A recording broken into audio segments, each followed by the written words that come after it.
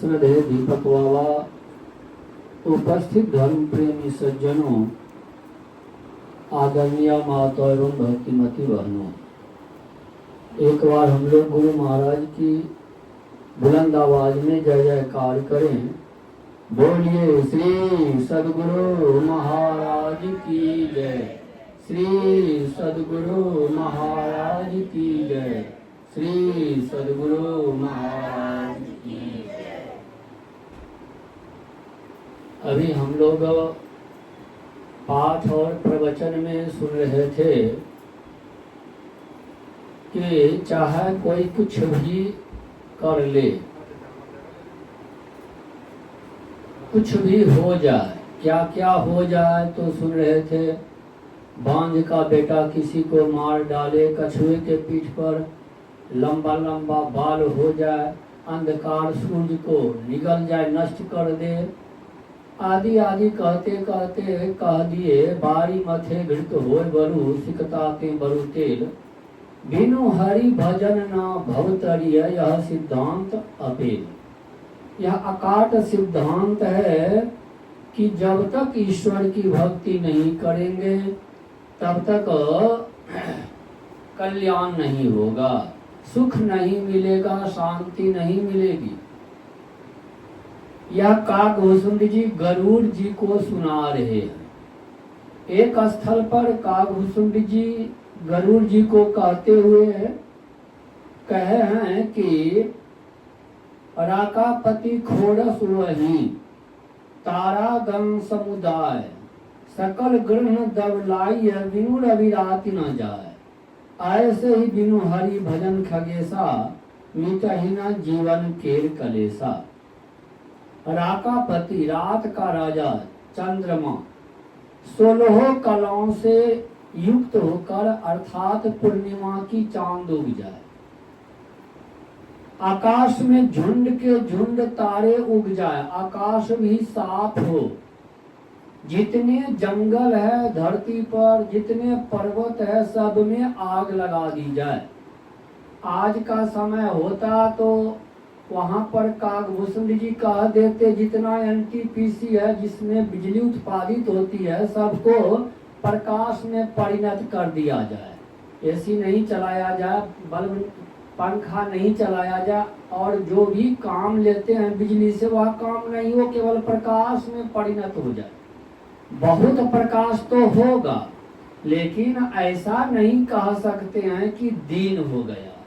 दिन का होना तब माना जाएगा जब सूर्य का उदय होगा। जब तक सूर्य का उदय नहीं होगा तब तक नहीं कह सकते दिन हो गया। राकापति खोरस वही, तारा गण समुदाय, सकल गृह दवलाइय, बिनु रवि राति न जाए।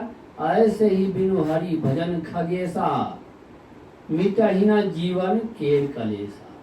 जीवन का जो क्लेश है, दुख है, वह नहीं मिट सकता। जीवन का दुख मिटेगा कैसे?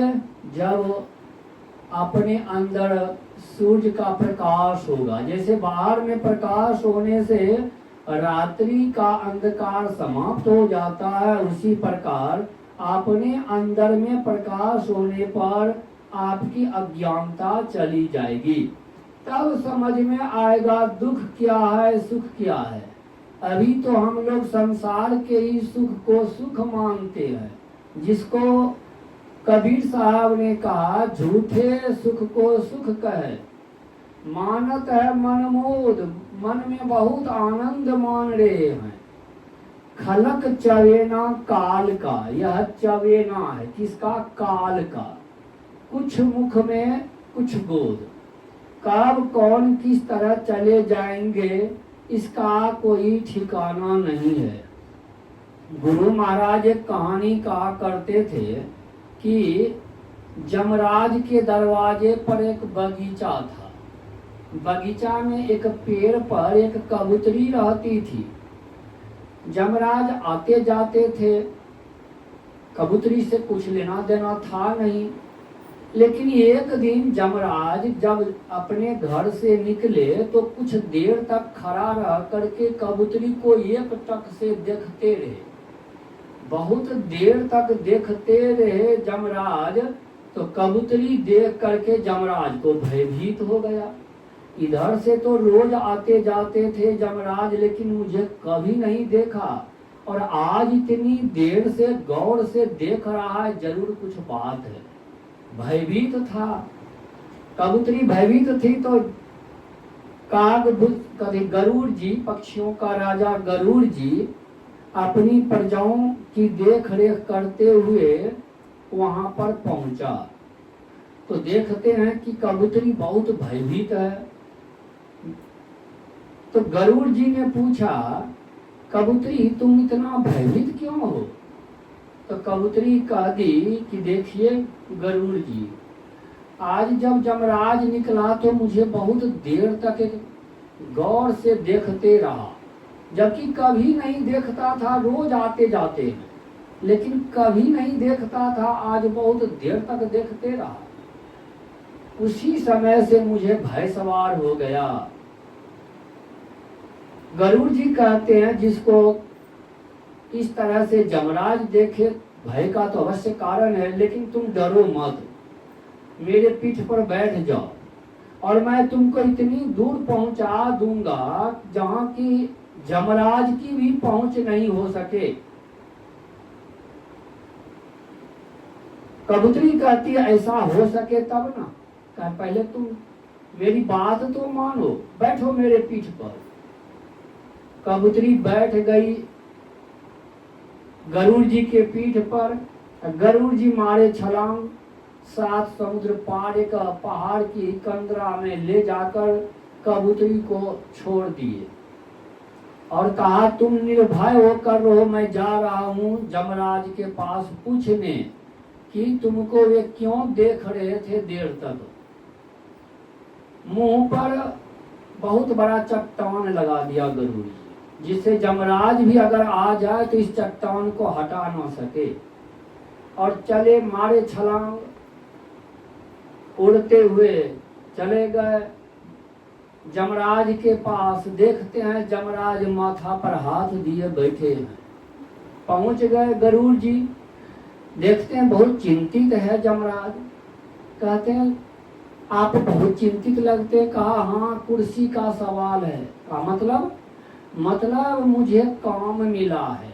क्या काम? मृत्यु का काम। मृत्यु का विभाग मेरा विभाग है, और किसको कब किस तरह मरना है सब निहित है। लेकिन आज देखते हैं यह नियम गड़बड़ हो जाएगा। अगर नियम गड़बड़ हो गया तो मुझे यह कुर्सी छोड़नी पड़ेगी। नौकरी का सवाल है, क्या किया जाए? गरुड़ जी ने कहा, आखिर बात तो बतलाइए। कहा, मेरे दरवाजे पर एक पेड़ पर कबूतरी रहती है, और कबूतरी को इसी समय मरना है, और यहाँ नहीं बल्कि 7 समुद्र पार पहाड़ के कंदरा में जाकर। अब इतना समय है नहीं कि वह वहां जा सके। इतना जल्दी वह जाए तो कैसे जाए, यही चिंता हो रही है, और उसको मरने का समय भी हो गया। गरुड़ जी कहते हैं, उसको तो मैं अभी पहुंचा कर आ रहा हूँ। कहा, पहुंचा कर आ रहे हैं, तब तो आपने मेरा बहुत बड़ा काम कर दिया, आपने मेरी कुर्सी बचा ली। अगर इतना किए तो कुछ और कीजिए। क्या? जाकर देख लीजिए, वह मर गई होगी कबूतरी। फिर मारे छलांग, उड़ते हुए चले गए। चट्टान को हटाए, जाकर देखते हैं जल में रहने वाला एक केकड़ा उसके गला को काट दिए थे और कबूतरी मर गई थी। जाकी जैसी भव्यता ताको तैसी सहाय, आप ना जाए ताही पे ताही तहां ले जाए। काल किसको किस तरह कहां क्या करेंगे वह काल के हाथ में है, मानव के हाथ में नहीं है। मानव केवल कर्म कर सकता है, और बाद बाकी क्या होगा वह मानव के हाथ में नहीं है। इसीलिए कहा, कर्मण्येवाधिकारस्ते मां फलेषु कदाचन। मनुष्य केवल कर्म करने के अधिकारी हैं, फल लेने का अधिकारी नहीं। फल तो मिलेगा ही, कर्म तो किए जा, कर्म करना है, कर्म करना है। और क्या करना है, तो कहते हैं तो संसार में आए हैं, मानव का शरीर मिला है, इस शरीर को पा करके ही हम कुछ कर सकते हैं।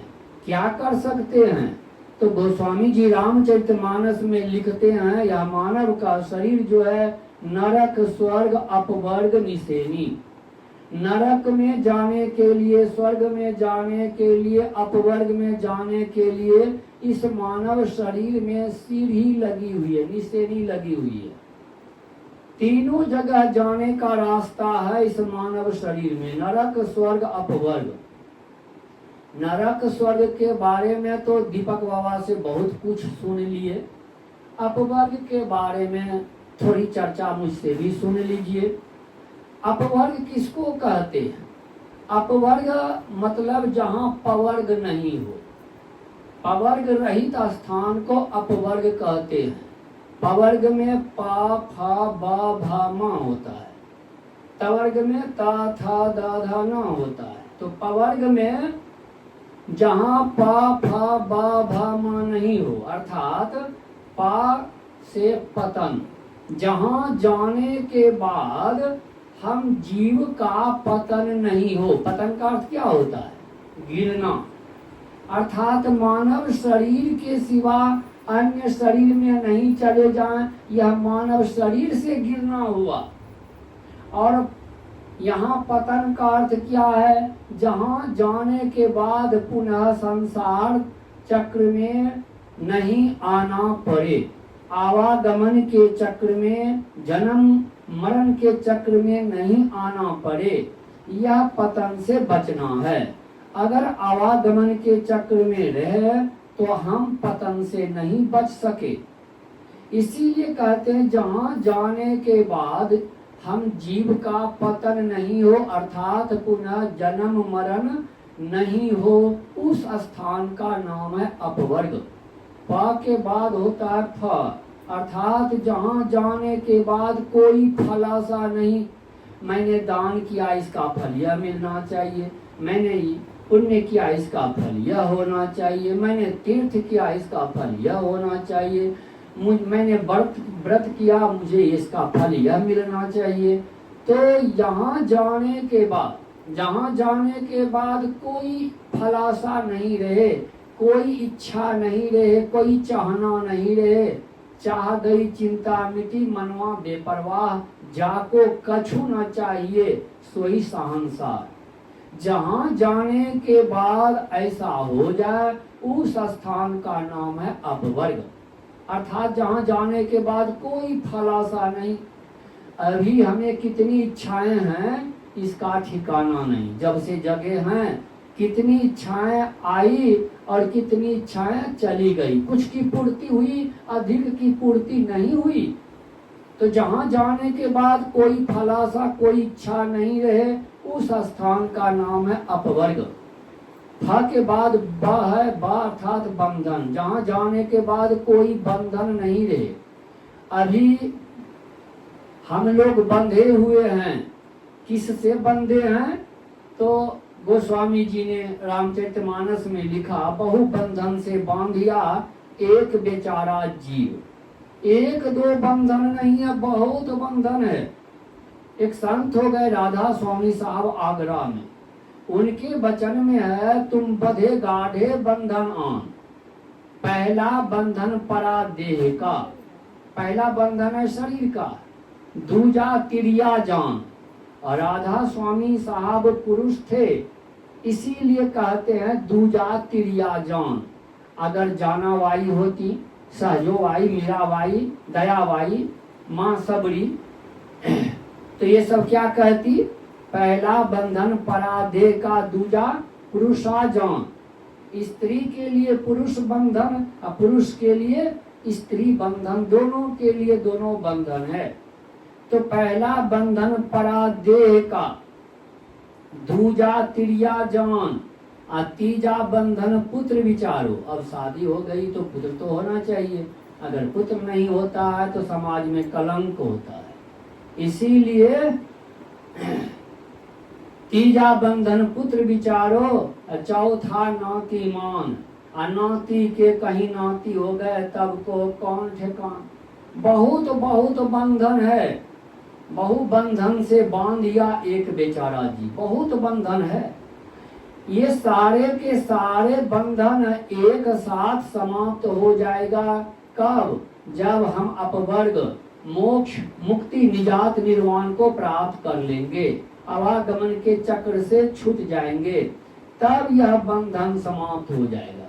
फिर कहते हैं भा अर्थात जहाँ जाने के बाद कोई भय कोई डर नहीं रहे। यहाँ पर सबको डर लगा हुआ है, सबसे बढ़कर के मृत्यु का डर है, मृत्यु का भय है।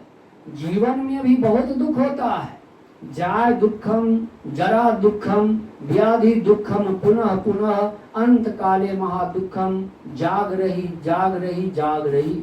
वेद के ऋषि कहते हैं माँ के गर्भ में दुख हुआ, माँ के गर्भ में दुख हुआ, उल्टे टंगे हुए थे, परमात्मा से प्रार्थना कर रहे थे, हे परमात्मा मुझे इस कुंभी पाक नरक से बाहर कीजिए, बहुत दुख में है। तो बाहर होकर क्या करेगा? तो कहा मैं आपका भजन करूंगा।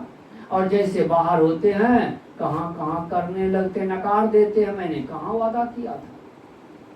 तो कहते हैं कि ये दुख जाय दुखम जरा दुखम, जन्म लेने के बाद भी दुख होता है, व्याधि दुखम पुनः पुनः, जीवन में कभी सर्दी कभी खांसी कभी बुखार कभी ये कभी वो होते रहता है। अंत काले महादुखम, मरने के समय बहुत दुख होता है। जन्म के समय 100 बिच्छू डंक मारे कितना कष्ट होगा, उसके समान कष्ट होता है जन्म लेने में, और मरने के समय 1000 बिच्छू के समान डंक होता है, दर्द होता है। अभी हमको कोई पास में कुछ रुपया है, छीनने लग जाए तो क्या प्रयास करेंगे? हम छीनने भी नहीं देंगे, नहीं लेने देंगे, लेकिन जबरदस्ती वह ले भी ले तब क्या होगा? हमको बड़ा कष्ट होगा। थोड़े सा रुपया है, कष्ट होगा, लेकिन जब जमराज आएगा एक साथ सब छोड़ना पड़ेगा, तब क्या होगा? तब क्या होगा? बहुत कष्ट होगा। इसीलिए कहते पहले से त्यागने का अभ्यास करना चाहिए। त्यागने का अगर अभ्यास पहले से रहेगा तो मरने के समय त्यागने में दुख नहीं होगा, लेकिन पहले से त्याग की भावना नहीं है तो मरने के समय एकाएक जबरन सब कुछ त्यागना पड़ेगा तो बड़ा दुख होगा। इसीलिए कहा अंत काले महादुखम, जाग रही जाग रही जाग रही अर्थात जगो। बहुत दुख है संसार में। भगवान बुद्ध के, भगवान महावीर के समय की बात है।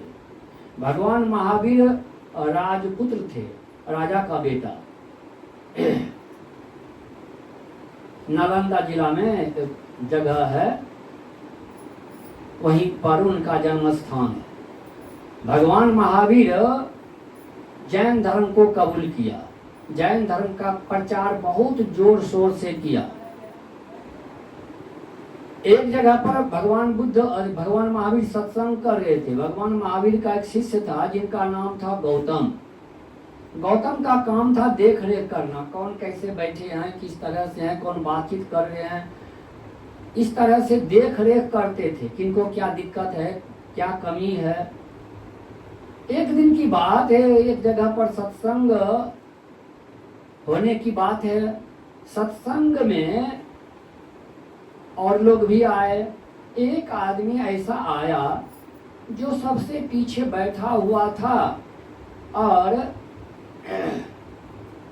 शरीर में कुष्ठ की बीमारी थी, मक्खी भन भन कर रही है और आंख से भी अंधा है। लाठी से टेक टेक कर किसी तरह आया और सबसे पीछे बैठ गया। क्योंकि मन में डर है कि हम सट कर बैठेंगे, दूसरे को बीमारी हो सकती है, इसीलिए हट करके बैठते थे।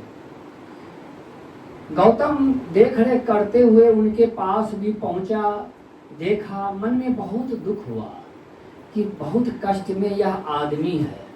भगवान महावीर से प्रार्थना करनी चाहिए कि इनका दुख दर्द अगर दूर हो जाए तो बहुत अच्छी बात है। जाकर भगवान महावीर से गौतम ने कहा, भगवान सत्संग में एक ऐसा आदमी आया है जो बड़ा कष्ट में है, शरीर में कुष्ठ की बीमारी है, पीव बह रहा है, मक्खी भन भन कर रही है, आंख से भी अंधे हैं, बहुत दुख में है। भगवान महावीर ने कहा तुम दुखिया को देखा कहाँ है, देखा कहाँ है? गौतम ने कहा क्या इससे भी बढ़कर के कोई दुखी होगा?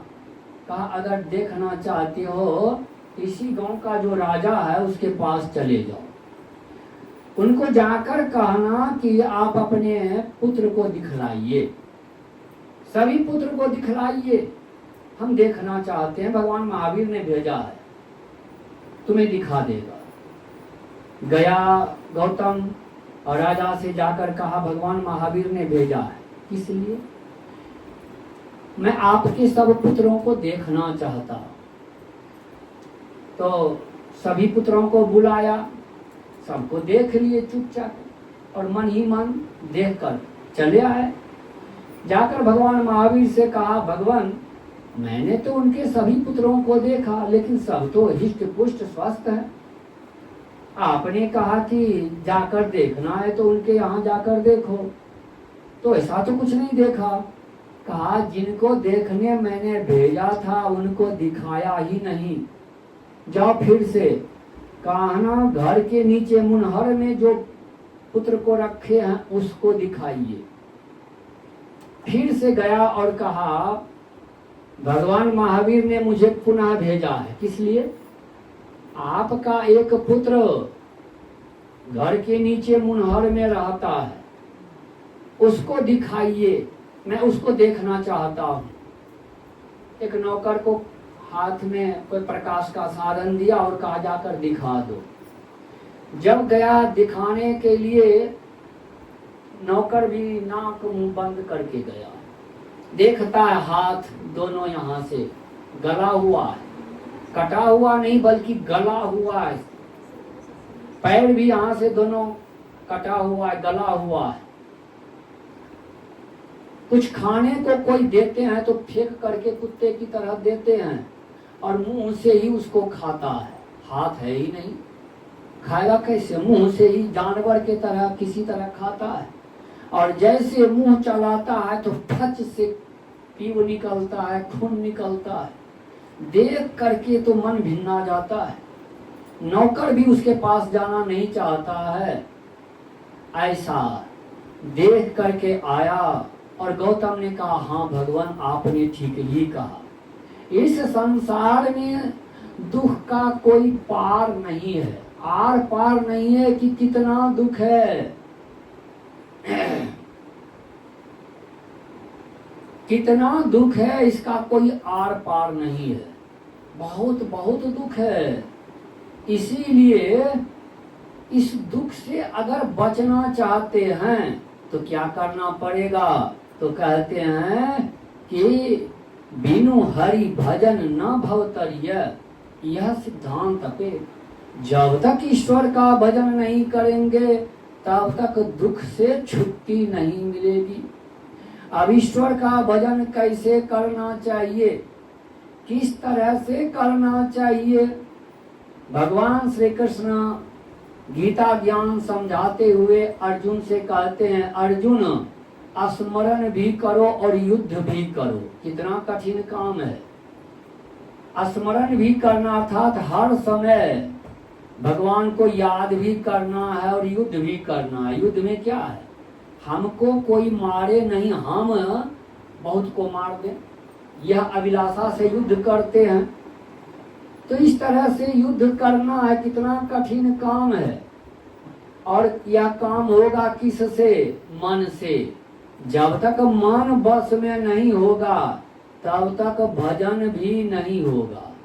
मन जब तक बस में नहीं आएगा भजन नहीं होगा, क्योंकि अभी हम मन के साथ मिले जुले हैं, मन के साथ मिले जुले हैं। सुन रहे थे भगवान श्री कृष्ण की वाणी में कि यह जीवात्मा जो है कैसा है, अविनाशी है, अमर है, अजन्मा है, इसका जन्म होता नहीं है। नैनम छिन्दन्ति शस्त्राणि यह आत्मा जो है इसको कोई अस्त्र शस्त्र भेद नहीं सकता है।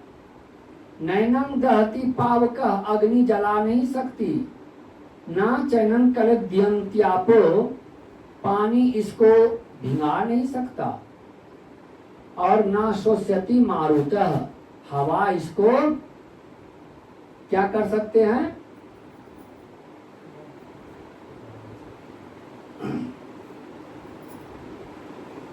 शोष्यति मारुतः, इसका शोषण नहीं कर सकता। तो इस तरह से आत्मा जो है, इस आत्मा के बारे में बहुत बहुत बातें कही गई है। आप लोग सुने होंगे, एक नचिकेता था, उनके पिता का नाम था वायसर्वा, ब्राह्मण थे जाति के, यज्ञ कर रहे थे। जग में उन्होंने कहा मैं कीमती से कीमती वस्तु दान करूंगा ब्राह्मणों को। जब पूर्ण हो गया तो एक बूढ़ी गाय जो दूध देना बंद कर दी थी ब्राह्मणों को दान दे दिया। उनका बेटा था नचिकेता, सुना था पिताजी ने कहा कि मैं कीमती से कीमती वस्तु दान करूंगा, लेकिन ये तो बूढ़ी गाय दान दे दी। कहा पिताजी आपने कहा कीमती से कीमती वस्तु दान करूंगा, लेकिन आप तो बूढ़ी गाय दान दे दिए। आप बोलिए हमको किसे दान दे रहे हैं? एक बार नचिकेता बोला, नहीं कुछ जवाब दिया। दोबारा बोला, फिर भी जवाब नहीं दिया। जब तिबारा बोल दिया नचिकेता, पिताजी मैं बार बार कह रहा हूं आप मुझे किसे दान दे रहे हैं?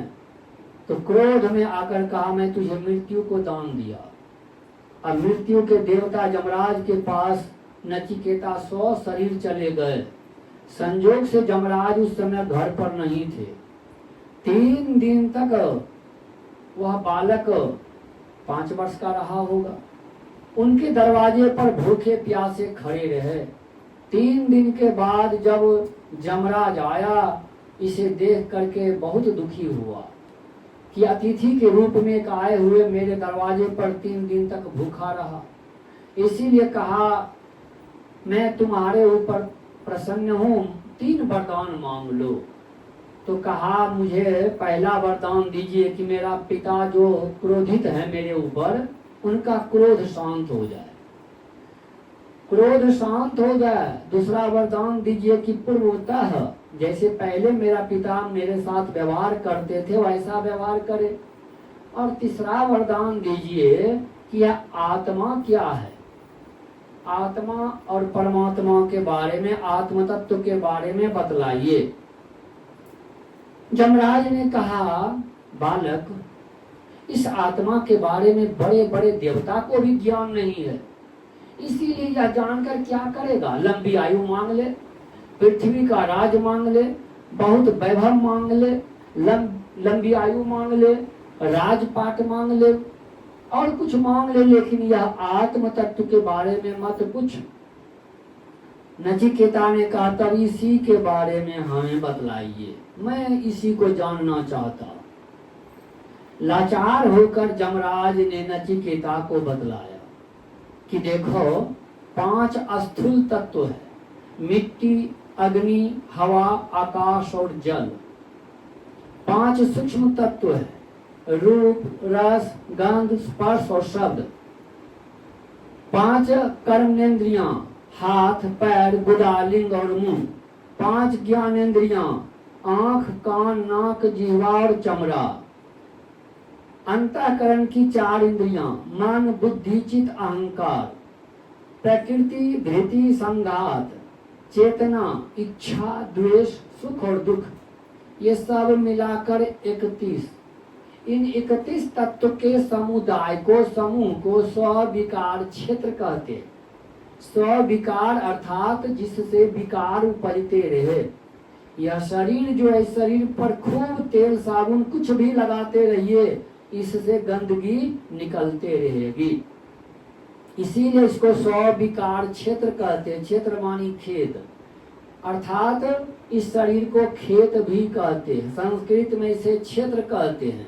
गोस्वामी तुलसीदास जी ने कहा तुलसी यह तन खेत है, मन वच कर्म किसान, पाप पुण्य दुई बीज है, बुभय सो लुनय निदान। यह खेत है, मान वचन और कर्म यह किसान है। पाप और पुण्य ये दो बीज है, जो जैसा बोते हैं वो वैसा काटते हैं। तो यह 31 तत्व जो है यह खेत है। इस खेत में क्षेत्र में रह करके कौन खेतीहर, जो खेती करने वाले हैं, कौन है? जीवात्मा जो बोल रहा है, यह इसमें रहता है। यही जो कहता है मेरा खेत है, मेरा मकान है। तो मकान मेरा कहने वाले मकान से लाभ हानि का प्रभाव उस पर पड़ता है। जो कहता है मेरा शरीर है, तो शरीर में जो भी लाभ हानि होगा उसका प्रभाव मेरा कहने वाले पर पड़ता है। उसी तरह से यह जीवात्मा जो इस शरीर में रहते हैं, तो यह शरीर को कह रहे मेरा शरीर है। 32वां तत्व आत्म तत्व है।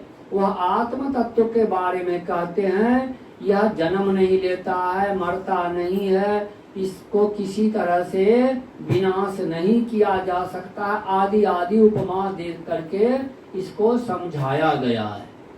यह अविनाशी है, ईश्वर अंश जीव अविनाशी। यह मरणशील नहीं है, मरने वाला नहीं है। तो इस आत्मा के बारे में कहा गया कि जब तक आत्म तत्व को हम नहीं जानेंगे तब तक क्या होगा? बहुत कुछ जान लिए, सब जानना बेकार हो जाएगा। पढ़े 6 शास्त्र और 18 पुराण पढ़े, वेद उपवेद आदि अंत को जाना है। रामायण श्रुति स्मृति पढ़े, सांख्य योग न्याय आदि दर्शन भी जाना है। जाना है बनाना छंद सोरठा चौपाई को, जाना है ध्रुपद राग भैरवी का गाना है। इतना जो जाना सब खाक धूल छाना है। जाना है सोई जो निज स्वरूप को पहचाना है। अपने आप की पहचान जो कर लिया वह सब कुछ जान गया। जो अपने आप की पहचान नहीं किया वह कुछ नहीं जाना। सब जाना लेकिन कुछ नहीं जाना। सब कुछ जानते हुए भी कुछ नहीं जाना। इसलिए अपने आप को आत्म तत्व को जानने के लिए हमें क्या करना पड़ेगा? तो कहते हैं इसके लिए कुछ करना पड़ेगा। क्या करना पड़ेगा? तो उसके लिए भगवान श्री कृष्ण ने गीता ज्ञान समझाते हुए 6ठे अध्याय में बतलाया गया कि ध्यान करना होगा। ध्यान कैसे करेंगे? कहा शरीर को सीधा रख करके एक आसन से तर ऊपर हाथ पैर को गोद में लेकर बैठें और नासिकाग्र में आंख बंद करके। क्यों? कहा दिशाओं को छोड़कर। दिशा कितने होते हैं? दिशा 10, 4 पूरा पश्चिम उत्तर दक्षिण, चारों कोना ऊपर नीचे। ये 10 दिशाओं को छोड़कर आंख खुली रहेगी तो कोई ना कोई दिशा अवश्य होगी। आंख बंद करने के बाद दिशा गायब। तो आंख बंद करके कहते नासिकाग्र में देखो। नाक के आगे वाले भाग नहीं। नासिकाग्र का मतलब होता है आंख बंद करने पर नाक आंख क्या पता चलता है? अंदर में देखने कह रहे हैं। अंदर में देखिए। कहाँ देखिए? तो गुरु महाराज संकेत किया है अगल बगल कहूँ दृष्टि ना डोले, सन्मुख बिंदु पकड़ लागी, सुख मनिया में मोड़ी नजर लागी। दो नयन बीचों बीच सन्मुख, एक टक देखत रहो, आप ही वह बिंदु झलके पट गिरा निरखत रहो। सामने देखते रहना है। जहाँ देखने के लिए गुरु बतला दिए वहां पर देखना है। देखने से क्या होगा? सुन रहे थे अनेक प्रकार का प्रकाश दिखेगा। पहले तो अंधकार दिखता है, आंख बंद करते अंधकार दिखता है। लेकिन संत महात्मा लोग कहते हैं केवल अंधकार ही अंधकार नहीं है, प्रकाश भी है। उस प्रकाश की खोज करने के लिए हमें क्या करना पड़ेगा? उसी अंधकार में धरना देना पड़ेगा। उस अंधकार में अपने आप को स्थिर करना पड़ेगा। ईसा मसीह के वचन में है शरीर का दीपक आंख है। इसीलिए अगर तेरी आंख एक हो तो तेरा सारा शरीर उज्ज्वला होगा। अगर तेरी आंख बुरी हो तो तेरा सारा शरीर अंधियारा होगा। शरीर का दीपक आंख, तो कौन आंख? यह आंख जो देख रहे हैं यह आंख नहीं, यह तो माध्यम है। बल्ब जल रहा है तो बल्ब माध्यम है प्रकाश करने के लिए, ना कि बल्ब में यह शक्ति है कि हम प्रकाश दे दें। शक्ति तो बिजली में है। बिजली अगर कट हो जाए तो बल्ब कुछ नहीं कर पाएगा। उसी प्रकार से यह आंख जो देख रहे हैं इसमें कोई शक्ति नहीं है दिखाने की। शक्ति तो अंदर से आ रही है। शक्ति पुंज तो हम आत्मा हैं, वही शक्ति से यह आंख देखती है। तो जिस आंख के बारे में कहा गया कि तेरी आंख एक हो तो तेरा सारा शरीर उज्ज्वला होगा, यह दोनों आंख नहीं। इन दोनों आंख के मध्य में एक तीसरी आंख है जिसको शिव नेत्र, दशम द्वार, आज्ञा चक्र, सहरग, सूरत शिरोमणि घाट, दशम द्वार आदि आदि नाम से उस स्थान को पुकारते हैं। कहते हैं वह जो दशम द्वार है, आज्ञा चक्र है, तीसरी आंख है जिसको शिव नेत्र भी कहते, अभी सुन रहे थे। उस आंख के बारे में कहते हैं अगर तेरी आंख एक हो तो तेरी आंख एक हो। आंख एक हो होगी कैसे? दोनों आंख को जब बंद करके देखेंगे तब एक आंख हो जाएगी। तो क्या परिणाम होगा? कहा सारा शरीर उज्ज्वला होगा।